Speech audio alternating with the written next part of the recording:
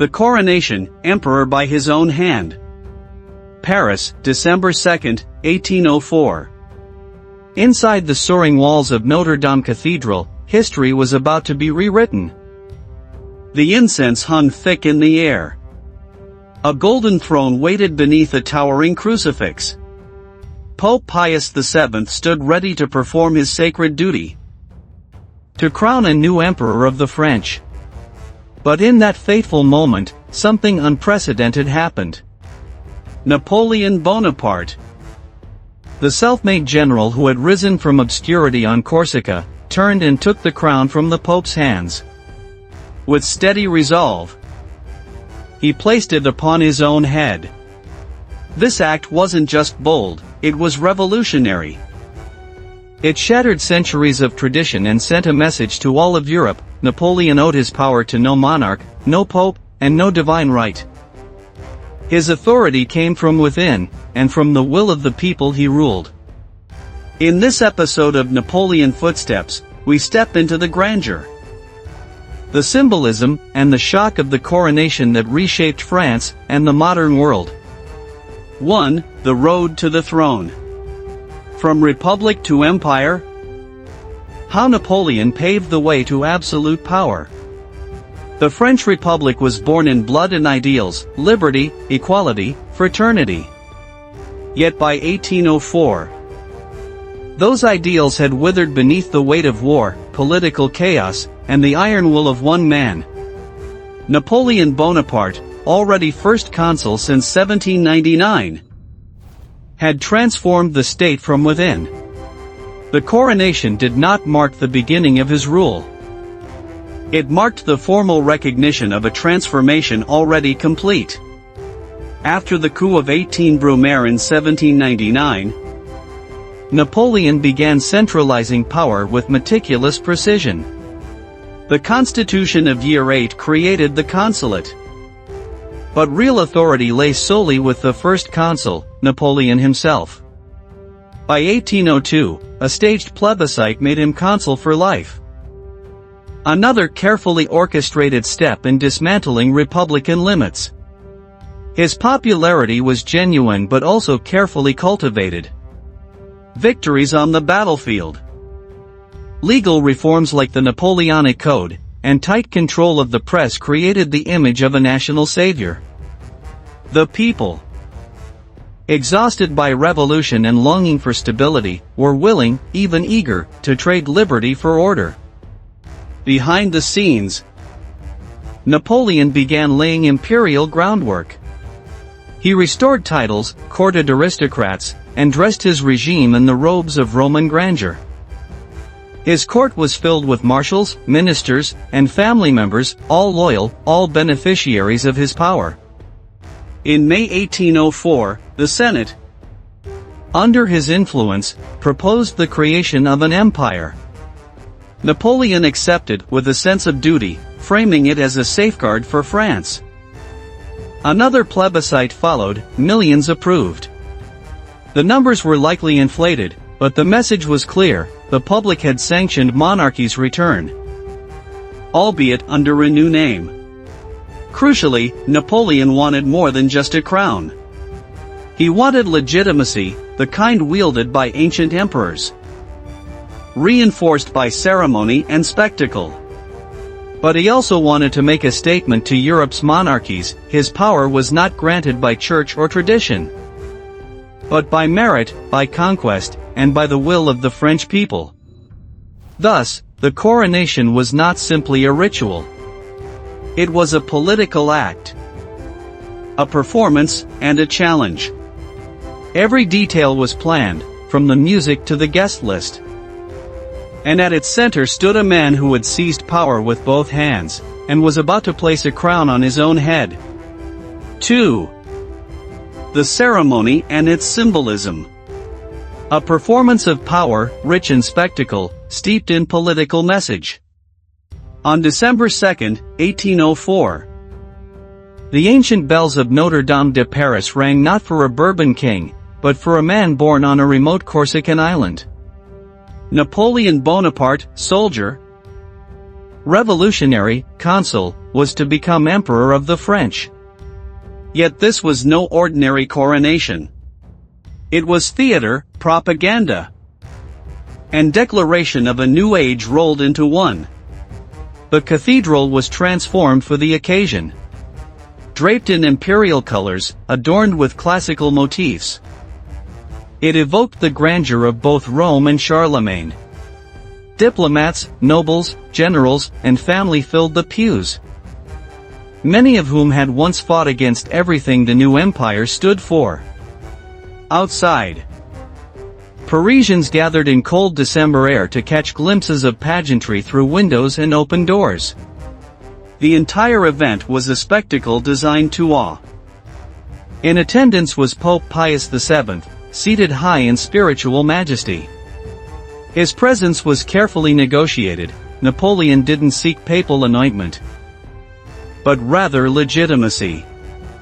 A blessing, not a bestowal of power. This delicate balance had been planned months in advance, with Napoleon making clear that the Pope would play a role, but not the role. As the ceremony unfolded, Napoleon and Josephine approached the altar in ornate robes, their garments modeled after Roman emperors and empresses. The crown itself, known as the crown of Charlemagne, had been crafted to resemble those of medieval rulers. Every detail was symbolic. France's past repurposed to serve its future. Then came the moment that shocked the world. As the Pope prepared to place the crown upon Napoleon's head, the general-turned-emperor took it from the pontiff's hands and crowned himself.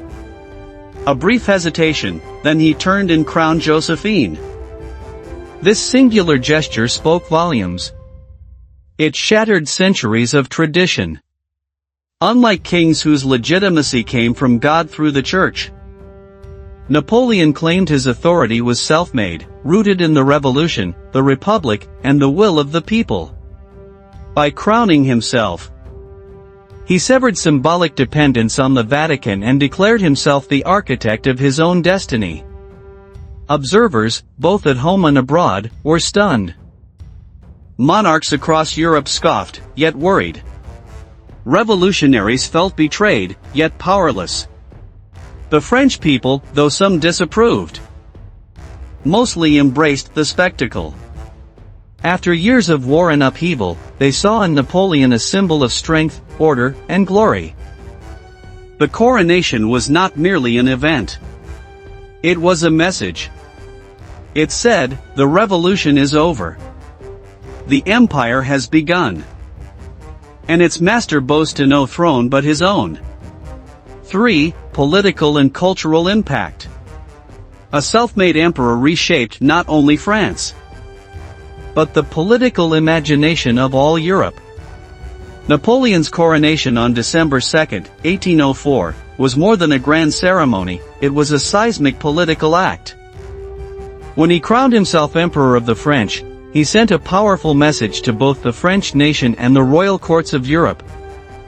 Power no longer flowed from God, tradition, or bloodlines, it could be seized by force, forged through genius, and legitimized by the people. Across Europe, monarchs watched with wary eyes. The self-coronation was seen as a direct affront to the principle of divine right. The belief that kings ruled by God's will, not by popular acclaim. From London to Vienna, the crowned heads of Europe recognized that Napoleon had not simply taken a throne, he had rewritten the rules of legitimacy. To conservative monarchies, this act was blasphemous and dangerous. Tsar Alexander I of Russia viewed it with contempt. The Austrian Habsburgs, traditional rulers of the Holy Roman Empire, feared the rising shadow of a self-made emperor who had no royal lineage yet commanded unmatched military prowess.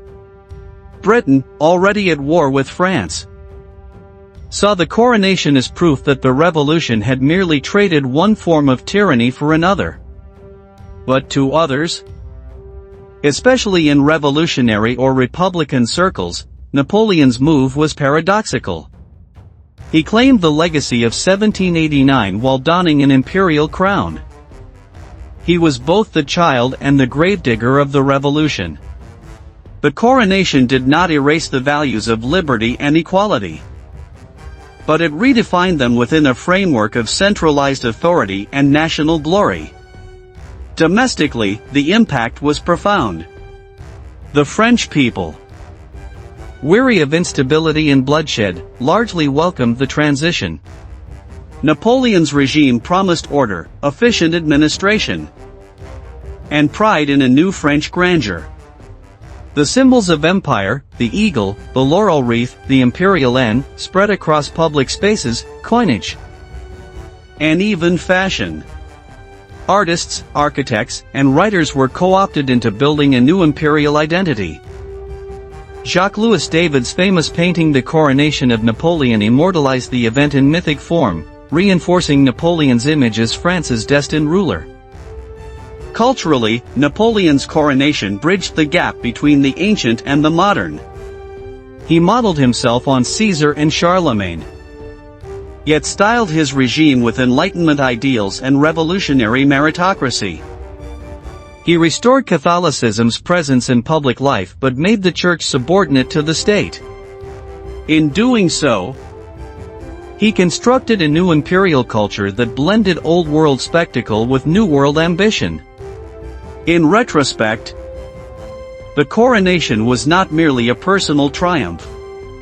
It signaled a tectonic shift, from divine monarchy to state-centric authority, from inherited right to claimed destiny. Napoleon's France would not just challenge Europe on the battlefield. It would challenge the very idea of what it meant to rule. 4. The legacy of the coronation. A single moment that redefined monarchy, leadership, and the meaning of power in the modern age. Napoleon's self-coronation in 1804 did not merely mark the birth of an empire. It became a turning point in the evolution of political authority. The act of taking the crown from the hands of the Pope, once the highest earthly symbol of divine legitimacy, and placing it on his own head forever altered the visual language of power in Europe. This act encapsulated a profound message: legitimacy no longer had to descend from heaven or bloodline, it could be claimed through merit, will, and conquest. Napoleon, a Corsican outsider and son of a minor noble family, had risen not by inheritance but by ability, ambition, and audacity. His coronation was a symbolic rejection of the old order, even as he borrowed its imagery to construct something new. From this moment on, monarchs could no longer rule without acknowledging the world that the French Revolution had awakened. Though Napoleon styled himself an emperor, his authority was grounded in a new kind of legitimacy: nationalism, popular sovereignty, even if manipulated, and bureaucratic efficiency. He did not just wear the crown, he redefined what it meant to do so. The ripple effects of the coronation were felt far beyond France. Throughout the 19th century, rulers across Europe began to shift their style of governance, adapting elements of Napoleon's centralized control, modern administration, and symbolic politics. In Germany and Italy, rising nationalist movements would later draw on the image of the self-made leader who unified a people. Even in defeated monarchies, the myth of the man of destiny, the leader who rises through force and charisma, persisted.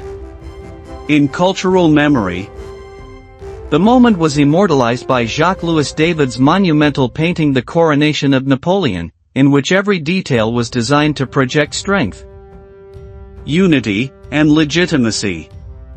Ironically, the painting depicts the Pope blessing the moment, not being sidelined by it. The myth was already being shaped. But the legacy of the coronation is also one of paradox.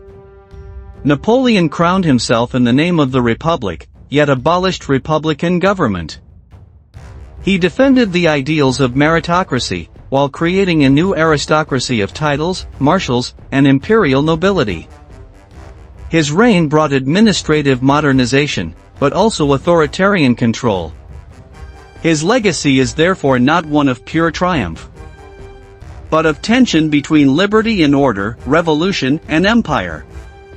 Even centuries later, that image, a man standing alone before a nation, placing the crown upon his own head, remains one of the most powerful in history. It continues to inspire, warn, and provoke debate. Was Napoleon a hero of modernity or the first modern dictator? A visionary or a usurper?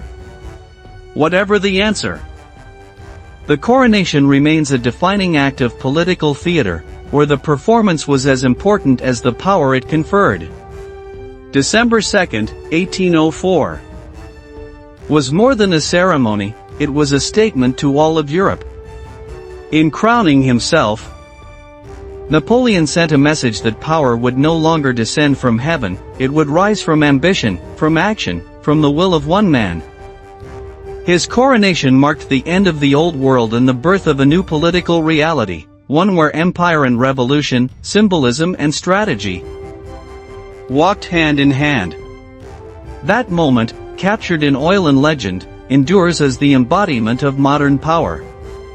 But the question remains: was it a triumph of merit over monarchy?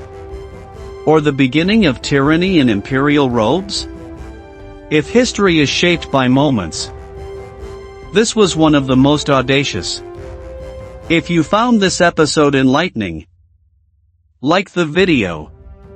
Subscribe to Napoleon Footsteps for weekly stories that shaped our world. Comment below. Because power, like legend, is meant to be passed on.